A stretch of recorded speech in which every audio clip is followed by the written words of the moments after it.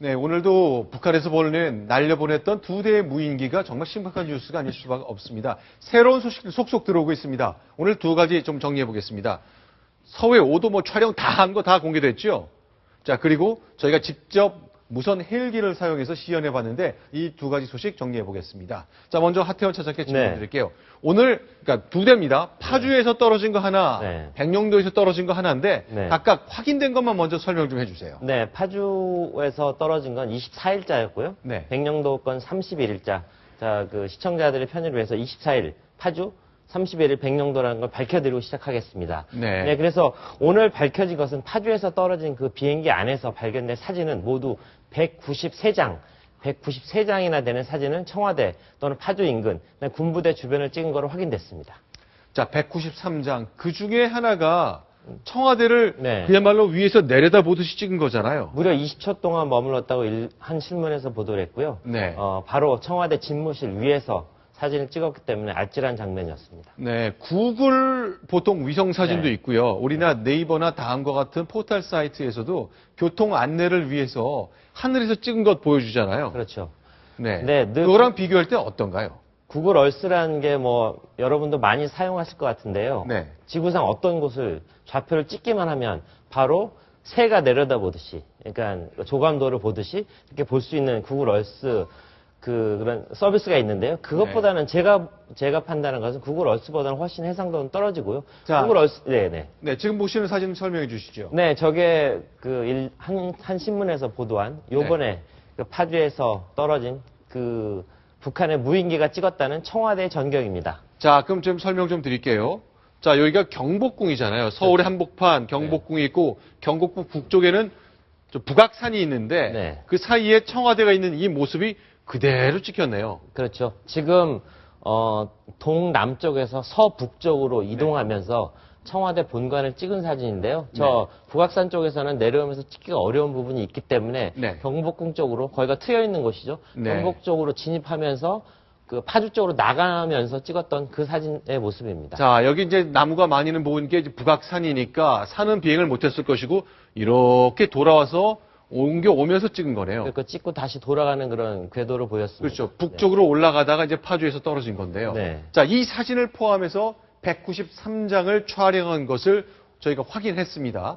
파주에서 추락한 무인기에서. 그렇습니다. 자, 그런데 이게 문제는 북한에 보냈냐 안 보냈냐 그 얘기잖아요. 그렇죠. 예. 또 한 신문에서 저 영상 송수진 장치가 들어있었다 이렇게 얘기를 했는데 국방부 공식 발표에서는 없었다 이렇게 얘기됐습니다. 일단 수신 장비가 있긴 있었는데 그 수신 장비는 GPS라고 하죠. 사람이 타지 않은 비행기이기 때문에 무인기를 날려보낼 수 있도록 신호를 받고 가고 하는 그 장비였지 저 사진을 보낸 장치는 없었다 이렇게 확인이 됐고요. 또 하나 결정적인 것은 케이블이 없었습니다. 케이블이 없었기 때문에 영상 장비 카메라에 꽂아서 그걸 보내야 되는데 그 케이블 장비가 없었기 때문에 이번에 영상 송수신 안 됐다 이렇게 결론이 내려졌습니다. 자, 그러면 이렇게 잘 찍은 게 추락하는 바람에 이제 북쪽에 전송을 못한 건데 이걸 한번 봐보시죠. 방금 전에 먼저 보여드렸던 것은 이번에 추락한 북한 비행기에서 꺼냈던 사진이고 이거는 평소에 우리가 인터넷에서 볼 수 있는 구글이라는 미국 회사가 촬영한 위성 사진입니다. 근데 저게 다가 아니죠. 저기서 줌인이라고 하죠. 더 확대해서 볼 수가 있고요. 그 안으로 들어가면 입체 영상을 볼 수 있습니다. 그러니까 새가 이렇게 바라보듯이 아래에서 볼 수도 있고 위에서도 볼 수 있는 그런 거기 때문에 구글에서 제공하는 영상 서비스보다는 훨씬 떨어지는 거였다고 판단이 됩니다. 자, 그런데 이거는요. 우리의 네이버라는 포털 회사인데요. 자, 경복궁이 있고 그 북쪽은 다 산처럼 돼 있잖아요. 원래 여기가 청와대가 있는 위치인데 국내에서는 이제 우리 좀 보안 시설이기 때문에 청와대 부분은 지워달라고 요청을 해서 그냥 나무로 다 덮여 있습니다. 구글이라는 미국 회사는 우리의 요청을 들을 이유가 없기 때문에 자세히 묘사를 했지만 우리의 포털 사이트에서 위성 사진은 이렇게만 공개되어 있습니다. 이걸 북한이 찍어간 거죠. 그렇죠. 근데 구글이라는 게 우리한테만 일방적으로 저렇게 하는 것 같지는 않고요. 백악관도 역시 마찬가지입니다. 나무 하나, 그다음에 안에 있는 그런 그 연못까지 전부 다 볼 수 있게 돼 있기 때문에 글쎄요. 구글이 좀 지나치게 우리의 어떤 경호를 위반했다고도 볼 수 있는데 구글은 전 세계에서 그렇게 하고 있습니다. 자, 그러면 이제 북한 비행기라고 확인할 수 있는 이유가 여러 가지가 있는데 그중에 지문이 나왔다면서요? 그렇죠. 지문이 무려 15개 정도 지문이 네. 발견됐습니다. 근데 네. 여기서 한 가지 군 당국의 무신경을 지적할 수밖에 없는데 네. 저게 이제 북한의 어떤 비행기로 의심되는 부분. 네. 그 당시에는 물론 미확인 그 무인기였지만 네. 저걸 만지면서 손에 이 지문을 닿지 않게 하는 그런 장갑 같은 것도 끼지 않은 채 만졌기 때문에 우리 측 감식 요원의 지문이 9개가 찍혔고요. 그다음에 6개는 우리의 지문 등록 시스템에 들어있지 않은 6개의 새로운 지문이 찍혔습니다. 그걸 잠깐만요. 토대로. 그러니까 네. 전 처음에 말씀드릴 때 네. 15개의 지문이 있다 그래서 그게 다 북쪽 사람인 건 줄 알았는데 그중에 네. 9개는 우리 거예요? 9개는 우리 이제 저 무인기를 처음 발견한 사람들이 여기저기 만진 지문이 발견됐고요. 나머지 네. 6개는 우리 시스템에 들어있지 않은, 그러니까 외국인 또는 북한 이렇게 추정할 수 있는 지문이 발견됐습니다. 자, 북한 비행기라고 추정할 수 있는 것 중에 결정적인 것이 하나가 이런 한글이 찍힌 배터리가 나왔던 건데 네. 한 1시간쯤 전에 국방부가 이 사진을 공개했습니다. 이거 한번 보시죠. 기용 날짜라고 써 있는 거죠. 이미 뭐 어제 뉴스를 보셔서 아시겠지만 기용 날짜와 사용 중지 날짜 이렇게 되어 있네요. 날짜라고 하는 게 이제 우리의 일반적인 표준 표현이고요. 네. 북한에서는 날짜 대신에 되음을 쓰지 않고 날자 네. 이렇게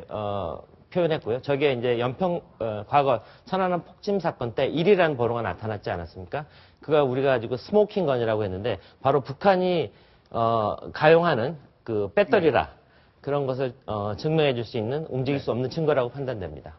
네, 자 기용 날짜 그리고 사용 중지 날짜 뭐 북한이 부인하지 않고 있고 시인도 하지 않지만 뭐 절대 평소 같았으면 날조라고 조작이라고 얘기할 텐데 네. 그런 말을 하지 않고 있네요. 아직까지는 침묵을 지키고 있습니다. 자, 그다음에 또 하나 새로운 네. 것. 네. 자, 보면요. 여기 낙하산을 다는 자리가 여기 있는데 네. 낙하산 사용한 횟수까지도 확인이 됐다면서요. 네. 무려 8번을 접었다 폈다 이렇게 했다고 국방부에서 공식 발표했습니다. 물론 이번 임무를 수행하면서 8번을 다 폈다 접었다 이런 얘기는 아닐 겁니다. 이번에는 네. 한 번이었고요. 그 전에도 7번 정도 어느 지역을 네. 무인 정찰기가 탐지하고 돌아갔다 이걸 볼 수 있는 건데 네, 네. 아마 한국을 촬영했을 가능성이 상당히 높다고 봐야겠습니다. 그렇죠. 자, 그동안 8번, 그러니까 이번이 8번째 임무 수행일 가능성이 많겠네요. 네. 다 복귀할 때는 낙하산을 펴서 이제 복귀하게 돼 있으니까요. 네, 결국 저 비행기는 엔진 고장으로 낙하한 거로 최종 확인이 됐고요. 네. 그러면서 결국 낙하산이 펴진 거로 돼 있습니다. 최종 목적지는 파주가 아니었고요. 네. 돌아가는 임무를 수행하고 북한에서 내려왔어야 되는데 그 전에 엔진 고장으로 떨어진 겁니다. 그래서 이번에 우리가 발견하게 된 거라고 생각됩니다. 자, 그러면 저희가 좀 정리를 한번 해드릴게요. 과연 파주에 내려와서, 파주에서 추락했던 그 비행기가 어떻게 움직였는지 저희가 영상을 좀 준비했는데요. 네. 자, 북에서 날아온 과정을 좀 소개를 해주시죠. 네, 뭐 북한 지역 일부 오전 8시에 출발했죠. 파주 구파발을 지나서 서울 경복궁을 선회해서 청와대를 찍고 나서 같은 경로로 자유로를 통해 구파발 파주로 가다가 파주에서 불시착을 한 거죠. 네, 아까 보셨듯이 네. 그렇죠. 청와대에서 촬영을 한번 했고 네. 경복궁 있는 위쪽인데 그렇죠. 파주 파주 복일점 부근에서 떨어진 거네요. 떨어져서 발견하게 됐는데 24일 날 발견했는데 그동안 그 발견 당시에 이미 네. 북한의 어떤 무인기라는 의심이 들었을 것 같은데 네. 그때 국방부가 정확히 발표를 안 해서 네. 이번에 또 약간 도마에 올랐습니다. 북한 거라는 거 알면서도 쉬쉬한 거 아니야. 그런 여론의 그렇죠. 문매를 받고 있습니다. 자, 아침 8시에 북한을 떠나서 10시에 추락을 했으니까 거의 2시간 가까이 우리 한반도의 영공을 내려왔다가 차징 촬영하고 올라가다 떨어진 거잖아요. 그렇죠. 영공을 유린했다. 이렇게 표현을 해도 과언이 아닐 것 같습니다. 네, 그러면 이제 백령도에서 떨어진 네. 하나 또 있죠. 네, 관련된 그렇죠. 사실 저희가 좀 확인해 봤으면 좋겠습니다. 저희가 네. 판넬을 좀 바꿀게요. 네. 자, 백령도 무인기 가운데 오늘 국방부가 발표한 것 중에 새로운 것, 네. 새로 확인된 것 좀 설명해 주세요. 일단 북한 황해도에 있는 네. 온천 비행장에서 출격을 했다. 이 사실을 국방부가 공식 확인했습니다. 네, 온천 비행장 황해남도에 있는 것일 텐데, 네. 자, 거기를 떠나서 보니까 대청도, 소청도를 찍었다고 하는 거 보니까 네. 이미 다 지나온 것 같네요. 그렇죠. 요번에 새롭게 알려진 것 중에 하나 아주 재밌는 게 네. 대청도, 소청도를 지나는 비행 궤적이 지그재그 방식을 선택했다 이렇게 돼 있습니다. 그러니까 아주 소청도를 제대로 한번 훑고 도청도도 훑는 이런 방식으로 지그재그 방식으로 가다가 백령도에서는 직선 비행을 했다. 이런 부분이 이번 국방부 공식 발표를 통해서 확인됐고요. 네. 날아가는 속도는 시속 120km 정도 됐다고 그렇게 그런데 공식 지금 확인했습니다. 말씀하시는 지금 백령도에 추락한 비행기는 네. 그 우리 해병대가 벌컨포로 쏴서 네. 추락을 시켰다 뭐 이렇게 지금 알려지고 있는데 그렇다면은 네. 그 실제로 우리 네. 군은 네. 비행 물체인 거를 알고 네. 거기다 대고 벌컨포를 사격을 한 건가요? 그러면? 근데 그게 조금 아직 그 정확하게 확인이 되지 않은 부분인데 그 당시에 우리 군이 벌컨포로 사격한 부분은 맞습니다. 근데 해당 무인기가 떨어진 건 그로부터 4시간 후기 때문에 벌컨포를 맞고 떨어진 건 아닌 거로 확인이 됐고요. 그리고 벌컨포의 최대 사격 고도는 2km 미만이라고 돼 있는데 해당 비행 물체는 3km 이상을 날았기 때문에 벌컨포에 맞고 떨어진 건 아니라고 국방부가 공식 확인했습니다. 우리는 백령도에 추적했기 때문에 이 정도까지만 온 줄 알았더니 훨씬 더 남쪽으로 와서 대청도, 소청도 다 찍고 올라가다가 떨어진 거군요. 그렇죠. NLL 무력화를 하겠다는 북한의 의도가 정확히 그렇네요. 드러난 거고요. 과거 이렇게 네. NLL이 있는데 네. 그 남쪽으로 깊숙이 내려온 거네요. 그렇죠. 일각에서는 이제 연평도 네. 포격 사건 때 네. 이미 북한이 저런 그 무인기를 통해서 해당 지역에 대한 어떤 지형 지문, 그다음에 우리 군부대 위치, 그다음에 포의 위치까지 모두 확인한 다음에 공격을 가한 거 아니냐 이런 관측을 내놓는 전문가들이 많아지고 있습니다. 네, 하태원 차장님 질문 드릴게요. 이제 네. 그 외교안보 전문 기자시니까 네.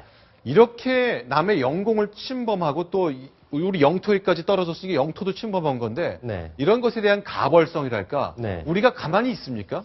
뭔가 좀 대응 조치를 해야 되는 거 아닌가 모르겠어요. 네, 일단 기본적으로는 영해를 네. 침입하는 행위는 주권 국가의 영해를 침입하는 행위는 어떠한 경우에도 용납될 수 없겠습니다. 그렇기 때문에 북한의 행위가 명명백백하게 밝혀진다면 우리가 판문점 연락관을 통해서 정식 항의하는 조치를 취해야 될 거라고 보고 있습니다. 아직까지 정부에서 항의 조치는 취하지 않았는데 네.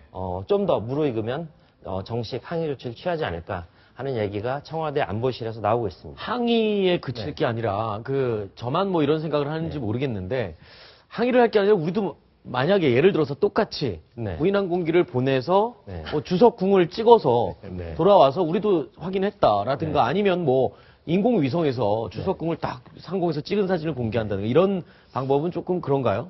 글쎄, 그러니까 비행기 조종사가 이런 거죠. 네. 내일 아침에 4월 4일, 내일이 4월 4일이잖아요. 네. 4월 4일자 동아일보를 들고 쭉 가서 상공에서 찍은 다음에 그 사진을 딱 보여주는 거죠. 다 오늘 아침에 찍은 거다. 그렇죠. 하는 걸 보여주고 네.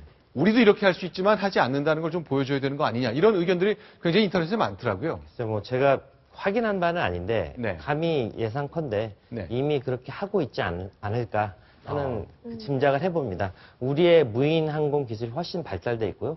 드론 같은 거 물론 우리의 자산이 아닐 수도 있지만 미국이 운용하는 드론 같은 건 세계 최첨단 기술 아니겠습니까?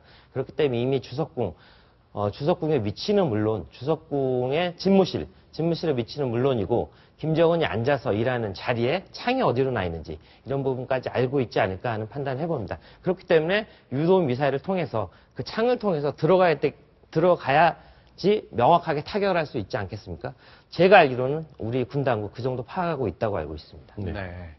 알겠습니다. 그러면 저희가 직접 좀 시연을 해봤습니다. 저희 무인 비행기가 아니라 무인 헬리콥터에 저희 보통 그 영상 촬영 카메라를 달고 있는데요. 이 카메라를 활용해서 그 중요시설 주변을 비행한다는 것, 그리고 뭔가를 떨어뜨릴 수 있다는 것에 대한 걸 점검을 해봤습니다. 저희가 준비한 영상, 어제와 오늘 두 차례 시도해봤는데 그 영상 보시면서 얘기 나누겠습니다.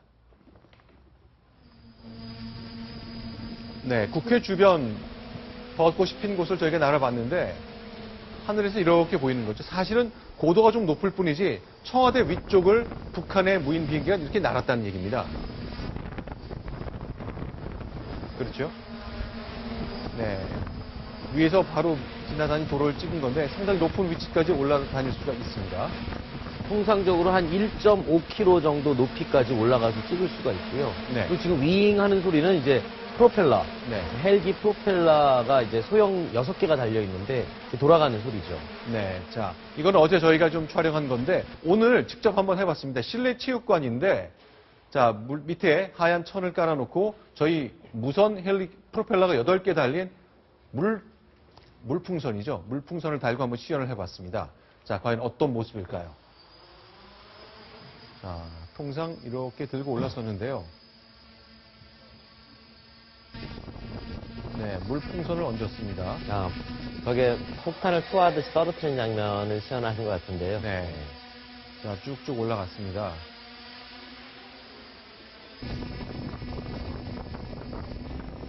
지역과 상공까지 올라갔고, 정말 네. 떨어뜨릴 수 있네요. 저게 저희가 가장 우려하는 시나리오 중에 하나인데요. 이번에 북한이 이용한 무인기는 1kg 정도, 1kg 정도의 중량까지를 실을 수 있는 그런 기체로 확인됐습니다. 그렇기 때문에 폭탄의 어떤 그 폭발력 부분은 그렇게 크지 않을 수 있겠는데요. 저 무인기의 기술이 발달하고 저 탑재할 수 있는 그 무기의 소형화에 성공한다면 서울 시내를 일격에 초토화시킬 수 있는 그런 정도까지 발전할 수 있는. 그게 화약이라면 좀 소양이겠지만 그게 만약에 예를 들어 무슨 가스라든가 그렇죠. 화생방 화생방 물질이라면 1kg이라면 엄청난 양이 아닙니까? 그렇죠. 예. 그런 경우를 생각하면 정말 끔찍한. 근데 문제는 초래할 수 있죠. 적어도 레이더를 가용하지 않으면 저걸 발견할 수 없다는 부분에 지금 상당히 문제가 있는 거고요. 청와대에서는 박흥렬 경호실장이 들어오면서 저는 무인기의 위험성을 생각하고 저 부분에 대한 대비책을 많이 세웠다고 합니다. 그렇지만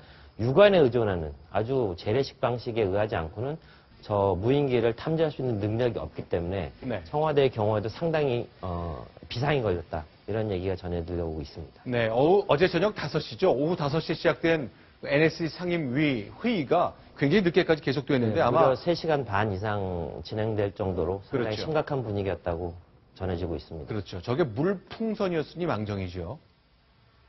그렇습니다. 저희 방송사에서도 이렇게 쉽게 실험해 볼 수 있는 이런 것들 군이 개입하면 상당히 상황이 달라지는 거죠. 정말 각별하고 각별한 대책 마련이 필요하겠고 명확한 진상 규명도 필요할 것 같습니다. 필요하면 북한을 향해서 적절한 조치를 요구해야 될 것 같습니다. 자, 오늘도 두 가지 소식을 통해서 북한제 무인 항공기 두 척의 우리 영공과 영토 침범과 관련된 얘기를 나눠봤습니다.